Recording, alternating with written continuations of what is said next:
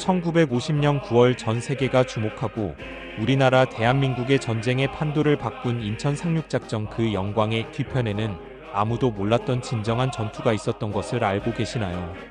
상륙작전이 있기 전 인천 상륙작전 총사령관인 메가더 장군은 우리가 상륙할 인천은 조수간만의 차가 심하고 수로가 길어 지형 조건이 상륙작전 장소로 불가능하다고 모두가 말리는 곳이지만 바로 그 점이 가능성을 만든다 라고 말을 했습니다. 하지만 그 가능성 뒤엔 목숨 걸고 물길을 확인한 이들이 있었습니다. 그들은 해군, 그 중에서도 한국 해군이었습니다.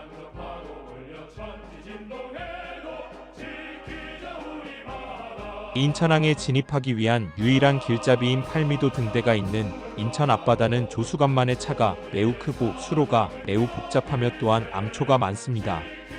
당시 미 해군과 유엔군은 상륙작전의 성공을 위해서 야간이나 새벽 시간에 기습적으로 인천에 상륙을 해야만 했습니다.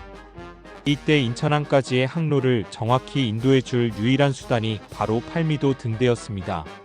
만약 등대가 꺼져 있으면 많은 군함들이 길을 잃고 좌초될 수도 있는 상황이었기에 팔미도 등대는 곧 작전의 눈이자 나침반의 역할을 한 것이었습니다. 당일 한국 해군 YMS 516호에 편승한 해군 첩보장교가 속삭이며 저기가 팔미도 등대입니다. 지금은 꺼져 있죠. 작전 당일 반드시 불을 밝혀야 합니다. 미 해군도 위험하다고 생각하고 거부한 임무였습니다. 적의 눈과 총이 도사리고 있던 팔미도에 소규모의 한국 해군 잠입조가 목숨을 걸고 들어가서 섬에 폐허가 된 등대 내부로 들어갔습니다. 그 당시 미 해군은 인천 바다에 대해 정확한 정보가 부족했습니다. 수심, 조류, 길의 위치조차 오리무중이었습니다. 그런데 이 바다를 누가 대신 걷고 있었을까요? 맨발로 갯벌을 헤치며 수심을 재는 한국 해군 수병들은 한 손에는 나무자를, 한 손엔 신호봉을 들고 바다에 들어갔습니다. 그때 수중에서 꽝! 알 수 없는 폭발음과 함께 바닷물이 솟구치며 이에 놀라 수병들이 엎드립니다. 다행히 기뢰가 아닌 바위에 부딪힌 장비가 폭발한 것이었지만 모두가 숨을 죽이고 있었습니다. 이때 참가했던 한국 해군 수병은 이렇게 이야기를 했습니다. 우린 지도 한 장 없이 바다 밑을 걷고 있었습니다. 한 걸음 한 걸음이 죽음이었지만 그래도 나아갔습니다. 조국이 있으니까요.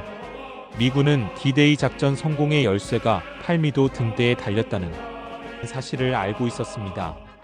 그 등대의 불빛이 정확하게 비추고 있어야 상륙 함정들이 길을 찾을 수 있었습니다.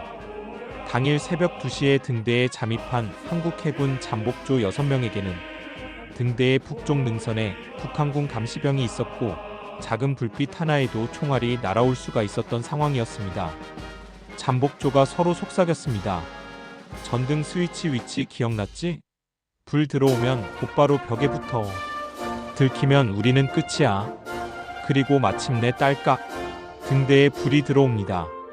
이를 본 미군 상륙함정의 통신병이 외칩니다. 팔미도 불빛 확인하였습니다. 진입 침로 설정 완료. 등대 불빛은 작전 군사계획에서 정확한 날짜인 D-Day 새벽 메가더가 탄 전함을 향해 처음으로 켜졌습니다.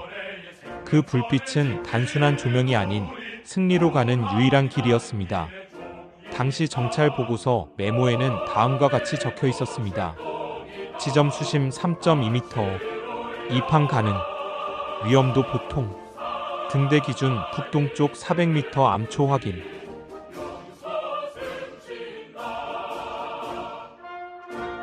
미 해군 장교가 이렇게 이야기를 했습니다. 우리가 이 작전을 감히 감행할 수 있는 이유는 한국 해군의 보고 덕분이었습니다. LST-801, YMS-512, YMS-516 등 한국 해군 함정들은 폭격 유도하고 해상의 길을 유도하고 각종 해양 정보를 제공까지 모든 역할을 해냈습니다. 일부 장병은 작전 당일 미군복을 입고 LST에 탑승해 현장 안내자 역할도 했습니다. 그들은 해도도 없고 GPS도 없었습니다. 그러나 조국을 향한 감각만은 누구보다 정확했습니다. 1950년 9월 15일 새벽 5시 30분 어둠을 뚫고 등대에 불이 들어왔습니다. 미 해병대의 LST 상륙선단이 항로를 따라 인천항으로 진입하였습니다. 그 시각 등대 옆 벙커에 숨은 한국 해군 병사들은 조용히 속삭입니다. 우리는 살아있다. 우린 성공했다. 팔미도의 한 줄기 불빛은 전쟁의 판도를 바꿨고 수면 아래의 발자국들은 영원한 길이 되었습니다.